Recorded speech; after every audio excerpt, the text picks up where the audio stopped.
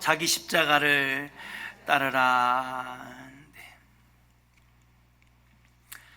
한국 땅에 기독교가 전파되어 이제는 세계가 주목하는 기독교 국가, 그리고 지금의 한국교회 1000만의 성도가 생겨날 수 있었던 것은 바로 예수 그리스도의 제자 되어 그분 가신 길을 걸어갔던 수많은 신앙의 선조들, 그분들의 순교의 피 흘림이 이 땅에 걸음이 되고 또 기초가 되고 튼튼한 뿌리가 된 덕에 지금의 한국교회가 있다고 해도 과언이 아닐 것입니다. 그 밑거름으로 큰 부흥이 시대마다 일어나서 어딜 가더라도 혹시 편의점이나 슈퍼는 없어도 어딜 가도 교회 십자가는 있는 대한민국.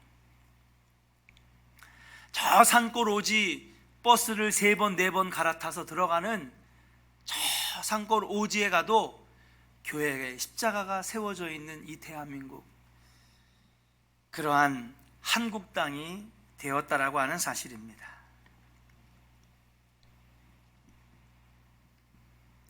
그분들의 순교, 그리고 순교의 피가 지금의 대한민국을 만들었다라고 하는 것이죠.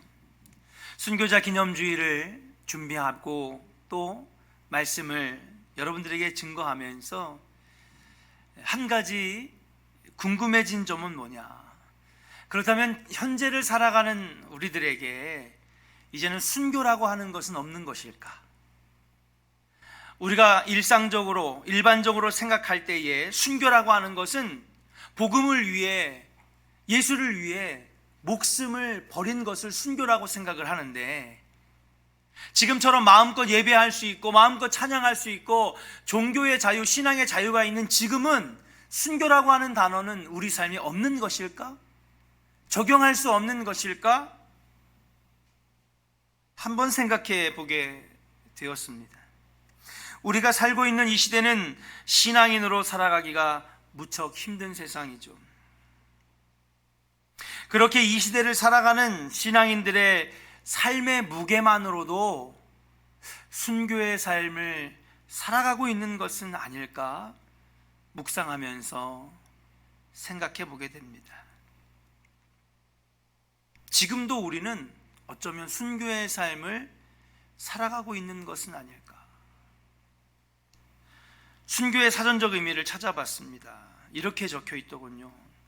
신앙사전에 보니까 순교란 모든 압박과 박해를 물리치고 자기가 믿는 신앙을 위하여 목숨을 바치는 일이라고 정의되어 있습니다. 지금 한국 땅에서는 하나님을 믿는다는 것 하나 때문에 생명을 위협받는 일은 없습니다. 그러나 생명을 위협받는 정도의 고통과 어려움 속에서 하는 신앙생활은 지금도 있다고 보는 것이죠. 생명의 위협에 준하는 마음과 정신을 흔들고 영을 공격하는 세상의 강력한 유혹과 악의 도전이 지금도 우리에게 있다라고 하는 사실인 줄로 믿습니다. 그래서 어쩔 때는 신앙생활이 너무 괴롭고 너무 힘들어서,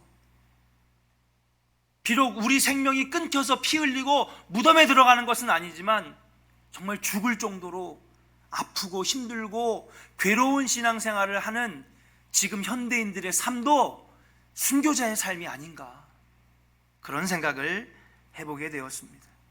더욱이 코로나 바이러스 사태는 생각지도 못했던 교회의 도전이며 성도들의 믿음을 송두리째 흔들어 놓는 상황이라고 말씀드릴 수가 있는 것이죠.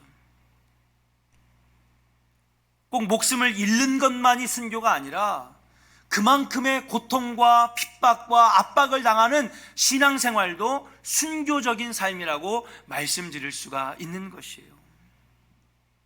현대를 살아가는 우리에게 순교란 바로 신앙의 무게만큼 우리가 지켜야 하는 것이고, 복음을 위해 죽을 수도 있는 그 마음,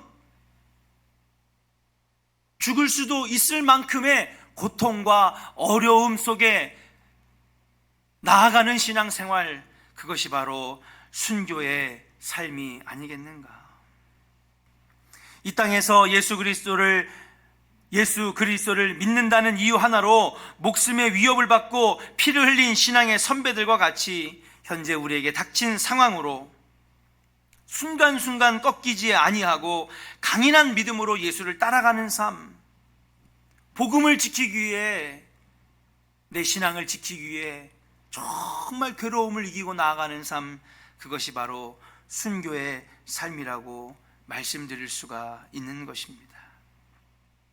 그렇다면 현대를 살아가는 우리에게 순교의 삶이란 과연 무엇일까? 순교의 삶이란 저는 오늘 이렇게 정의하고 싶습니다.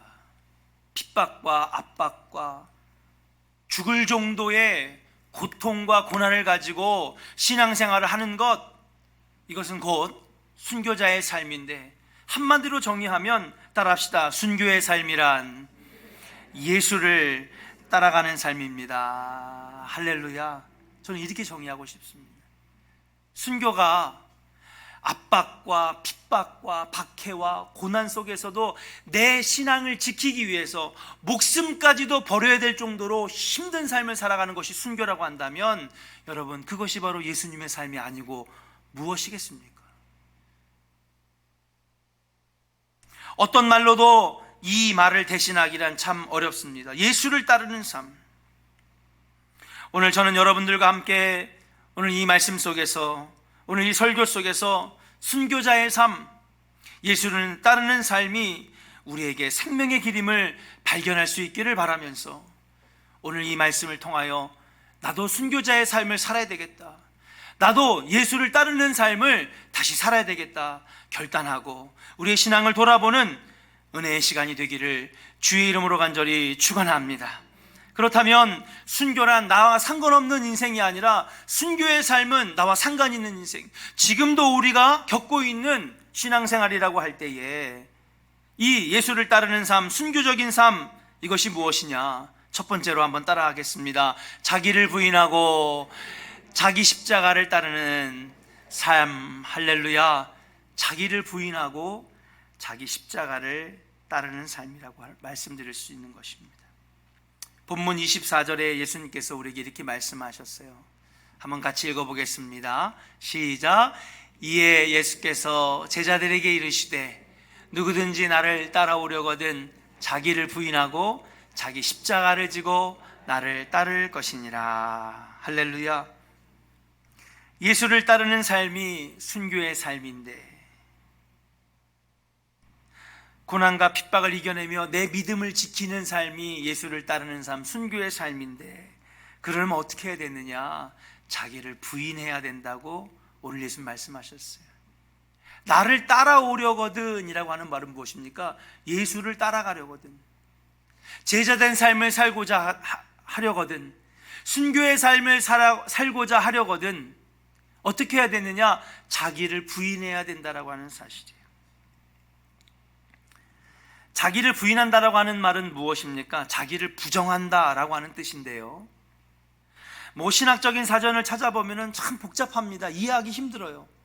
그래서 저는 이 단어를 쓰려고 합니다. 한번 따라 할까요? 가슴에다 이렇게 손을 얹으시고, 이게 치시면서 한번 따라 할게요. 나는 죽었습니다.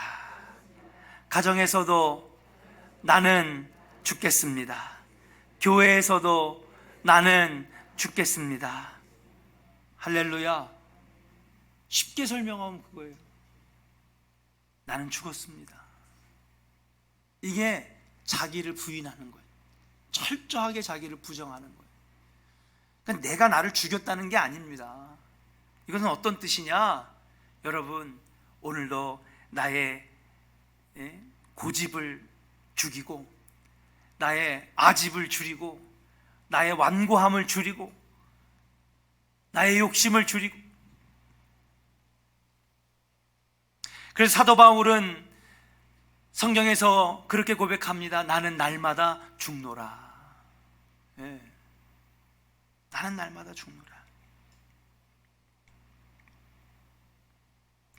나를 날마다 말씀 앞에 비춰서 나를 스스로 책찍질하고 늘 책망하여서 나의 자아가 드러나지 않도록 내 안에 있는 내가 주인 되지 않도록 끊임없이 말씀 앞에 나를 치고 복종하여서 사도 바울처럼 오늘도 나는 교회에서, 가정에서 나는 죽습니다.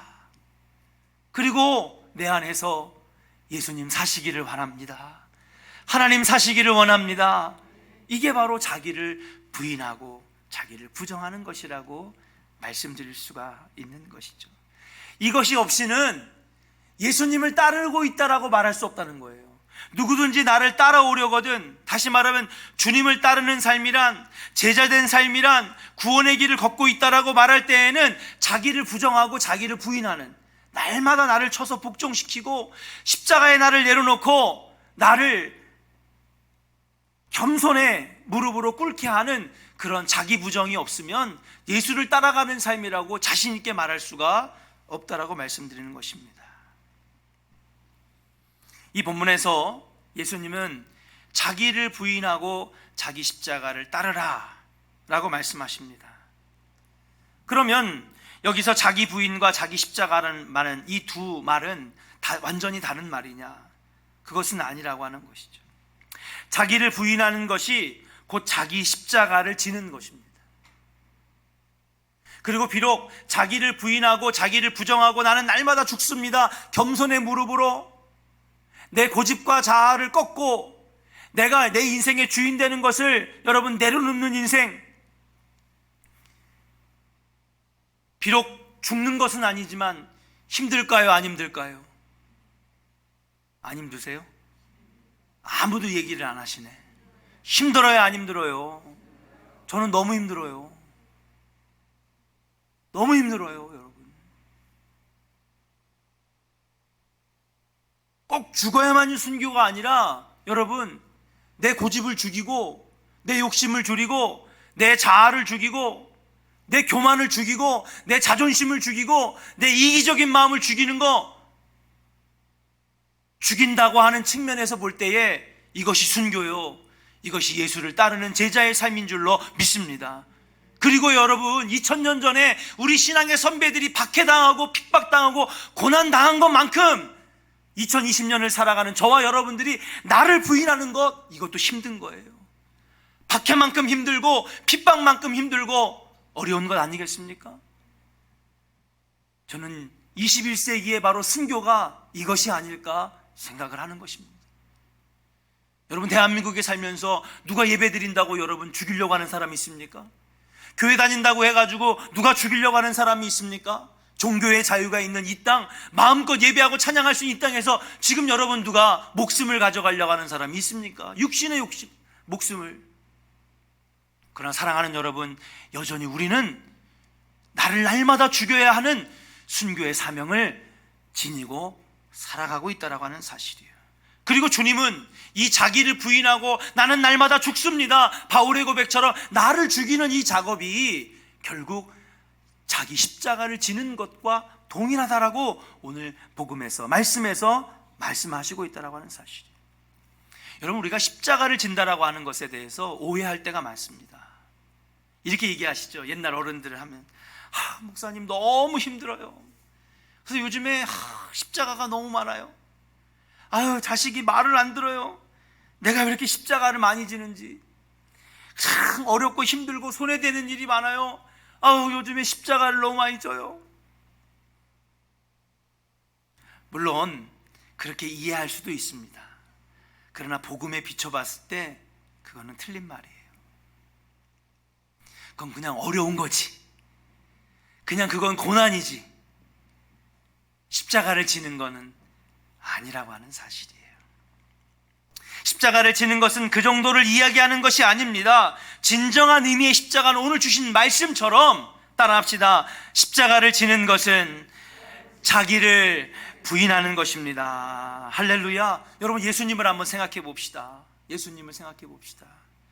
자기를 철저하게 부정하셨어요. 그리고 십자가를 지셨죠.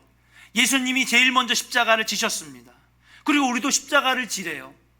근데 여러분, 예수님이 십자가에 지려고 할 때에 예수님이 자기를 부인하고 자기를 부정하지 않고 자기를 드러냈다면, 십자가를 과연 질 수 있었을까? 이것들이 지금 뭐 하는 거야? 내가 누군지 알아? 내가 삼위일체 하나님 중에 하나야. 하나님이야. 나는 하나님의 독생자 아들이야. 손가락 하나만 튕기면은 너희들 다 죽일 수 있어. 로마 얼마든지 굴복시킬 수 있고 이 세계 내 손 안에 들어올 수 있어. 그러실 수 있어요, 없어요? 그러시고도 남는 분이잖아요. 창조주 하나님이신데. 근데 있잖아요, 우리를 위해서 십자가를 지셔야 됐기 때문에 하나님이라고 하는 거 내려놓으셨어요. 독생자 아들이라고 하는 거 내려놓으셨어요. 예? 내가 기적을 베풀고 사람도 살리고 병자도 고치는 놀라운 능력, 여러분 내려놓으셨어요. 자기를 부정한 거예요. 자기를 부인한 거예요. 그러니까 예수님이 십자가를 질 수 있었다라고 하는 사실인 줄로 믿습니다. 그래서 자기를 부인하는 것과 자기 십자가를 지는 것은 동떨어진 말이 아니라 동일한 말이라고 하는 것이죠. 그리고 예수님께서 오늘 분명하게 말씀하십니다. 자기를 부인하고 자기 십자가를 지지 않는 사람은 나를 따라오는 사람이 아니라고요.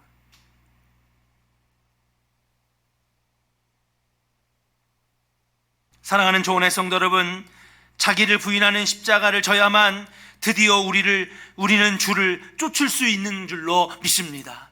그리고 그 길 뒤에는 생명이 있고 구원이 있고 은혜가 있는 줄로 믿습니다.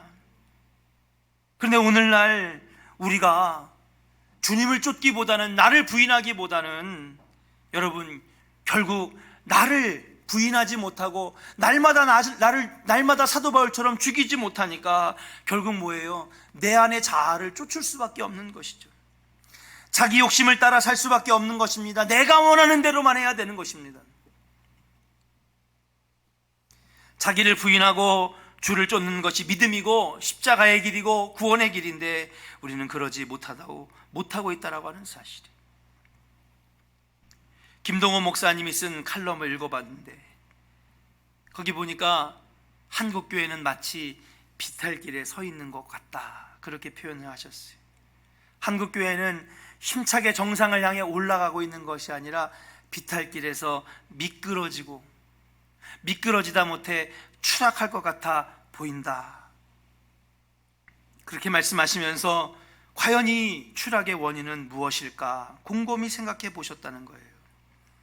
그리고 이 추락과 미끄러짐과 실패의 원인은 결국에는 우리 한국교회와 성도들이 자기를 부인하는 훈련을 못하지 않았는가. 나를 드러내고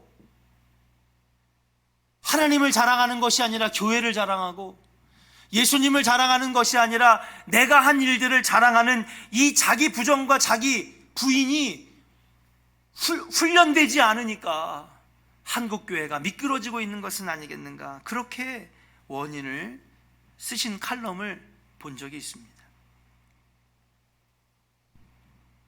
자기를 부인한다는 것.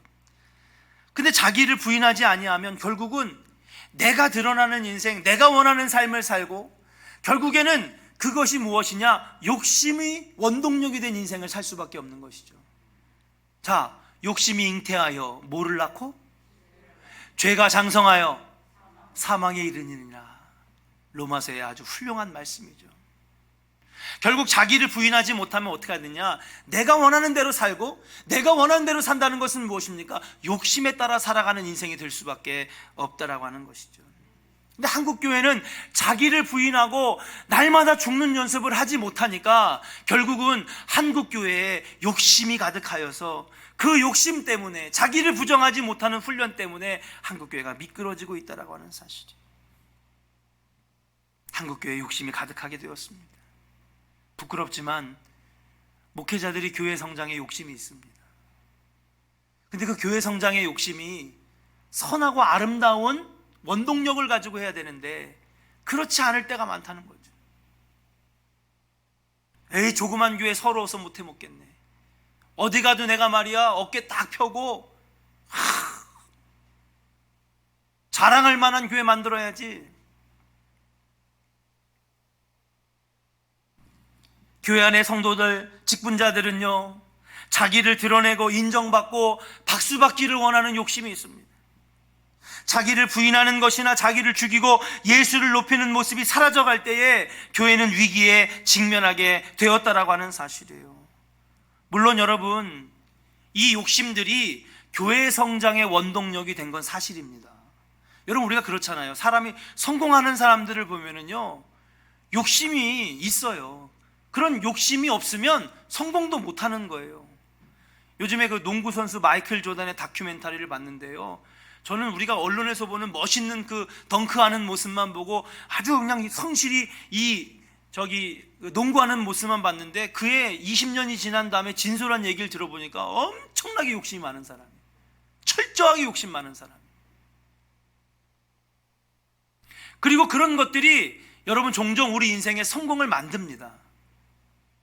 그래서 한국교회도 그런 욕심들이 있으니까 커지는 거죠. 야, 교회 커져야 된다, 목사님도 커져야 된다, 성도들도 교회 커져야 된다, 큰 교회에서 신앙생활 하자, 나도 큰 교회 만들어 봐야 되겠다. 성도들은 생각합니다. 교회라고 다 똑같은 교회인가? 난 사랑의 교회, 나는 온누리교회, 나는 광림교회, 교인이라고 다 똑같은 교회니까 나는 강남교인, 나는 압구정교인. 큰 교회 다니는 성도, 이러한 욕심들이 우리 안에 막 사로잡히게 됩니다. 그래서 여러분, 교회가 커졌습니다. 근데 사랑하는 여러분, 성장이라고 해서 다 똑같은 성장은 아니라고 하는 거예요. 욕심으로 이루어진 교회 성장과 말씀과 진리로 변화되어 예수님이 머리가 되셔서 예수님이 이끌어 주시는 교회 성장하고는 여러분 본질적으로 다르다라고 하는 사실이에요. 결국 욕심으로 이루어진 교회 성장은 그 대가를 치르게 되어 있는데, 그것이 바로 오늘날 현대의, 지금 현재의 한국교회의 어려움이라고 말씀드릴 수가 있는 것이죠. 요즘 스바냐서 강해를 통하여 깨달은 것이 무엇입니까? 그것은 하나님을 믿는다고 하면서도 자신의 욕심과 정욕을 따라 세상의 가치관으로 살아가는 이스라엘 백성들을 향한 심판입니다. 우리 조원교회 성도들은 그러한 마지막을 맞지 않기를 주의 이름으로 간절히 축원합니다. 하나님을 믿는다고 하면서도 겉으로는요 예배도 드리고 제사도 드리고 헌금도 하고, 겉으로는요 정말 하나님의 백성의 문의를 가지고는 있어요. 그런데 내 안을 들여다보니까 뭐예요? 그 안에는 결국은 내가 원하고 내가 욕심을, 내 정욕과 내가 하고 싶은 대로 내 맘대로 하는 신앙생활, 겉모양과 그 속은 다른 그 모습을 하나님은 너무너무 분노하셔서 이렇게 말씀하셔요. 한번 따라 합시다. 내가 지면에서 쓸어버리리라. 여러분, 이게요 스바냐서 강해가 충격적인 말씀이 뭐냐면, 하나님을 모르는 백성들에게 한 말씀이 아니에요. 하나님을 버리고 예배당을 부시고 성전을 부시고 우상을 섬기던 사람에게 하신 말씀이 아니라는 거죠. 하나님 믿는다고 여전히 안식일에는 제사 드리고 하루에 예루살렘을 향하여 3번 기도하고, 겉으로는 하나님을 잘 믿는 그런 모습의 이스라엘 백성들에게 하신 경고의 말씀. 그 왜 그러시냐? 하나님은 중심을 보신다고 그러셨거든요. 겉모양이 아니라 과연 내 중심이 날마다 나를 쳐서 말씀에 비춰 복종하며 나는 날마다 죽습니다, 그리고 내 삶의 주인은 하나님이십니다 라고 하는 고백과 모습이 우리 삶에 없을 때에 여러분 비참한 최후를 맞이할 수밖에 없다라고 하는 사실이에요. 사랑하는 조원의 성도 여러분, 우리가 이런 최후를 맞지 않기를 주의 이름으로 간절히 축원합니다. 우리 신앙이 내 욕심을 채우고자 하는 데서 시작되지 않기를 주의 이름으로 간절히 축원합니다. 그에 따른 대가를 치르게 되어 있다라고 하는 사실이.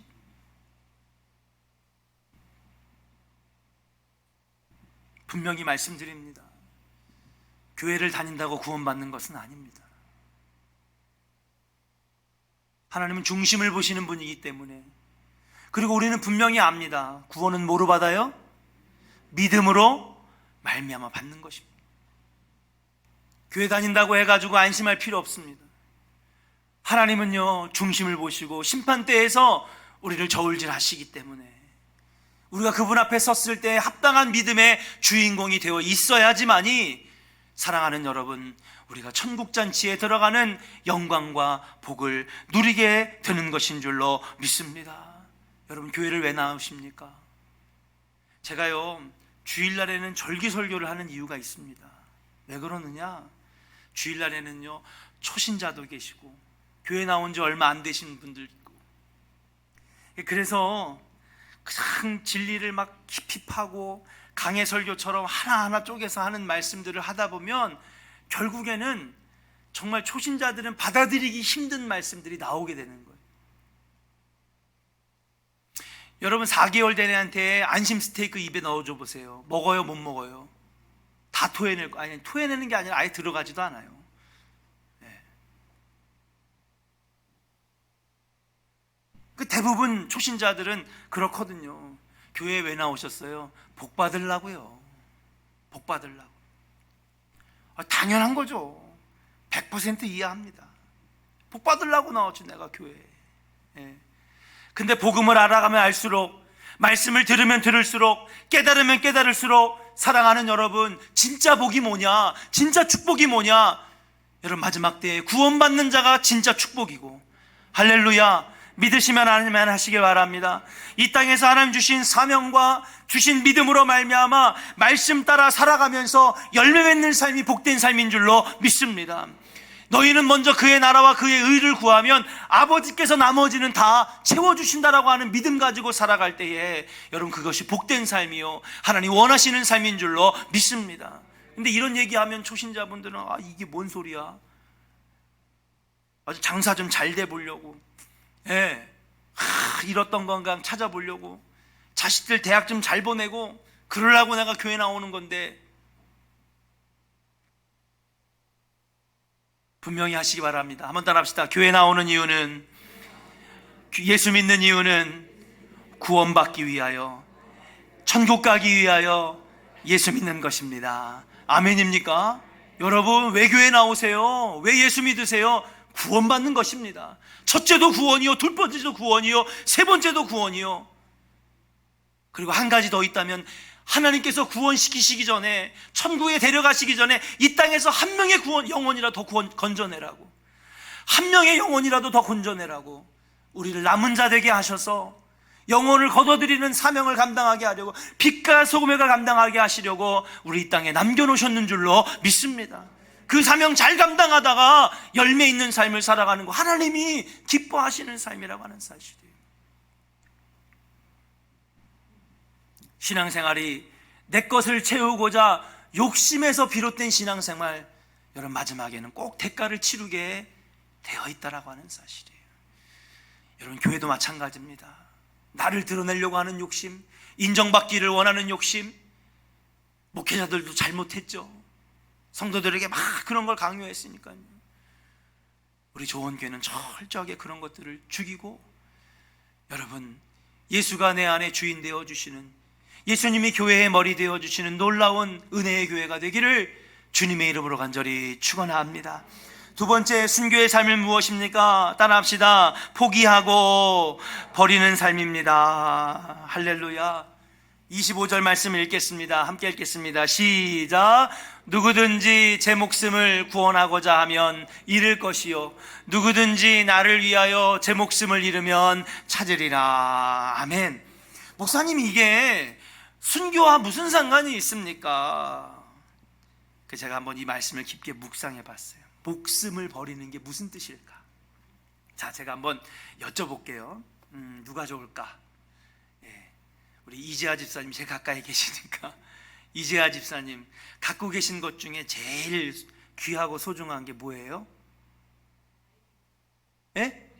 우리 애들 나왔어요. 자, 그 다음에 고경숙 권사님, 갖고 계신 것 중에 제일 귀한 거 없어요?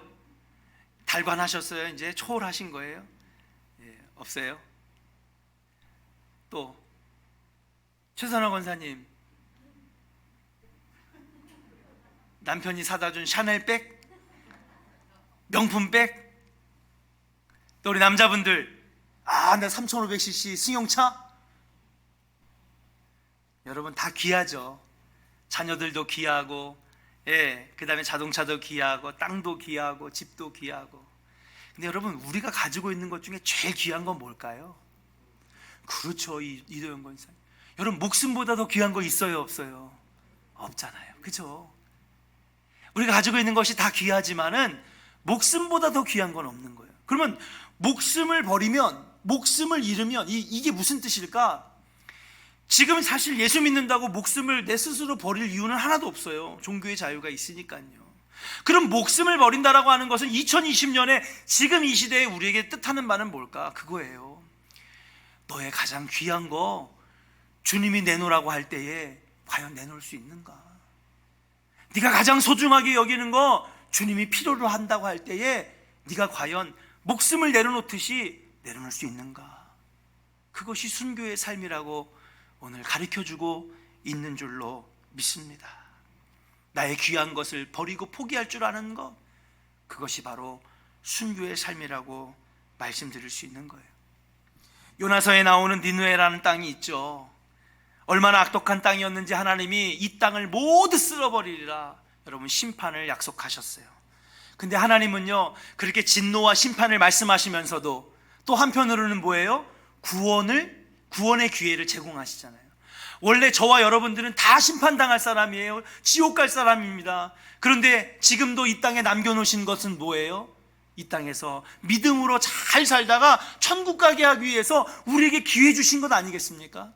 하나님은요, 심판을 말씀하시면서도 여러분 스바냐서 강해도 그렇고 하박국서 강해도 그렇고 여러분 똑같습니다. 막 진노하리라, 심판하리라, 내가 멸하리라 말씀하시면서도 한편으로는요, 구원의 길을 열어놓으시는 거예요. 그것이 바로 예수님이었고, 그것이 바로 십자가였고, 그리고 지금 우리는 그 기회를 얻고 있는 것인 줄로 믿습니다. 니느웨가 그랬습니다. 그래서 하나님은요, 심판을 말씀하시면서도 40일 동안 기회를 주시기 위해서 요나를 보내죠. 근데 요나가 너무 무서운 거예요. 원수의 나라거든요. 가면 죽을지도 모르니까 니느웨로 가야 되는데 어디로 갔어요? 다시스로 도망가다가 어디 뱃속에? 물고기 뱃속에. 우리는 여러분 요나서 하면은 물고기 뱃속에 들어간 이야기밖에 몰라요. 근데 여러분 하나님이 극적으로 구원해 주셔서 니느웨 땅으로 들어갑니다. 지금부터 40일 뒤에 하나님이 너희 니느웨를 심판하실 텐데, 불로 물로 심판하실 텐데 너희들이 빨리 죽게 회개하고 돌아오라고 말씀을 하시는데, 하루가 지나고 이틀이 지나고 3일이 지나니까 니느웨 사람들 중에 여러분 기도하는 자가 생겨났어요. 이 선지자에게 몰려와 말씀을 듣는 사람들이 한두 명씩 생겨지게 됐어요. 이 죽음을 경험했던 요나의 말이 얼마나 강력했는지 그들의 심령이 변화되기 시작했어요. 이 지역 저 지역에서 굵은 베옷을 입고 화려한 옷을 벗어던지고 가슴을 치며 통곡하고 회개하는 울음의 기도 소리가 들리기 시작했어요. 나중에는 고위 귀족들이 여러분 화려한 이 비단 옷을 벗고 베옷을 입으며 가슴을 치며 통곡하면서 회개하기 시작했어요. 전국적으로 회개하는 자들이 늘어나고, 나중에는 왕도 그 왕관과 왕복을 버리고 굵은 베옷을 입고 하나님 앞에 무릎 꿇고 기도하기 시작했어요. 결국 왕은 조서를 내려서 니느웨에 있는 모든 사람들에게 여러분 회개하고 하나님을 찾을 것을 명령하셨는 줄로 믿습니다. 그리고 40일이 딱 지난 다음에 하나님은 심판을 걷어들이시고 그들에게 새 생명과 새 기회를 주셨는 줄로 믿습니다. 이 말씀을 왜 하느냐? 여러분 자존심 강하고 그리고 자신들의 신만이 옳은 신이라고 주장했던 단단하고 굳었던 그들이요, 자신들의 신을 포기했어요. 자신들의 종교를 포기했어요. 자신들의 문화를 포기했어요. 그리고 하나님 앞에 무릎 꿇고 나아갈 때에 가장 귀하고 소중하게 여겼던 것들을 포기하고 나아가며 금식할 때에 하나님은 새 생명을 주셨는 줄로 믿습니다. 그렇습니다. 니느웨 사람들은 하나님의 경고 앞에서 자신들의 종교도 귀한 것들 다 버리시고 악한 길에서 떠나게 되었다라고 하는 사실이에요. 자기 십자가를 지고 자기 목숨을 버리며 귀하게 여겼던 것들을 포기하며 예수를 따르는 순교의 삶이란 결코 쉽지 않은 결단을 요구하는 것입니다. 이러한 순교의 삶을 살아가는 것, 지금 당장 즐거운 것, 누리던 것, 편안한 지름길 버리고 험난하고 고통스러운 것으로 가는 것일지도 모르죠. 어떤 분들은 목사님, 인생도 모르면서, 아무것도 모르면서 그 설교 시간에 하는 얘기는 그냥 다 그 이론적인 얘기지. 막상 우리 사람 사는 세계 한번 나와보세요. 전쟁터죠. 예. 목사님 하는 말씀대로 살면요, 우리 다 쫄딱 망해요. 굶어 죽습니다.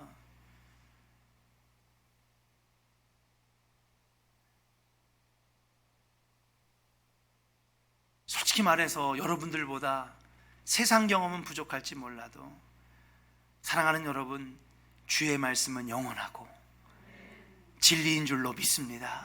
지금 당장 손해보는 것 같고, 지금 당장 내가 고통당하는 것 같고, 지금 내가 예수님 믿는 것 때문에 너무 많은 것을 포기해야 되는 것 같고, 내가 지금 하나님을 따라가는 것 때문에 너무 고통스러울진 모르지만은, 사랑하는 여러분, 결국에 포기할 줄 알고 내려놓을 줄 알고 버릴 줄 알았던 니느웨 사람들이 죽음에서 생명을 걷는 것처럼, 여러분들 힘들고 어렵고 죽을 것 같은 어려움 속에서 하는 여러분 신앙생활의 끝에는 여러분 생명이 있고 구원이 있고 열매가 있고 축복이 있는 복된 인생이 될 것을 주님의 이름으로 간절히 축원합니다. 확신합니다. 우리의 인생에서 하나님의 생명의 역사가 우리에게 이루어지는 놀라운 것들이 순교의 삶의 마지막에는 있다라고 하는 사실이에요. 결과만을 가지고 평가하는 지금의 시대에서 하나님은 지금 우리에게 과정을 말씀하시는 겁니다. 늘 설교 시간에 얘기하죠. 예. 사업 잘 돼가지고 돈 많이 벌면 하나님 복 받은 거고, 사업했는데 망하면 그 사람은 복을 안 받은 거냐? 맞아요, 틀려요? 맞아요? 예. 잘 된 사람도 복을 받은 거지만 안 된 사람도 복을 받은 거예요. 그게 무슨 말입니까, 목사님? 그것이 중요한 것이 아니라는 거죠. 하나님을 잘 믿고 구원의 길을 걸어가는 사람이 복된 인생이라고 하는 사실인 줄로 믿습니다. 예. 자식이 꼭 서울대학 가야지 자식이 복을 받은 거냐? 그렇진 않습니다. 오늘도 비록 부족하지만 성실하게 열심히 내 삶을 믿음으로 살아가는 자녀가 있다면 그 자녀는 성공한 자녀요, 복받은 자녀인 줄로 믿습니다. 그렇기 때문에 결과만을 따지는 이 시대에 과정을 중요시하는 하나님의 말씀대로 살아가는 건 분명히 어려운 삶이고 순교의 삶입니다. 그러나 사랑하는 여러분, 그 고통과 고난, 순교의 삶을 넘어가면 놀라운 열매와 승리의 면류관이 여러분을 기다리고 있는 것을 믿으시면서, 오늘 여러분 나를 부인하고 나의 십자가를 지고 그리고 목숨을 버리듯이 가장 소중한 것을 하나님 앞에서 과감하게 버릴 줄 아는 인생을 살아가셔서 승리의 면류관, 영광의 면류관의 주인공이 다 되시는 우리 조은의 성도들 되시기를 주의 이름으로 간절히 축원합니다. 오늘 말씀을 생각하면서 결단하며 찬양하겠습니다.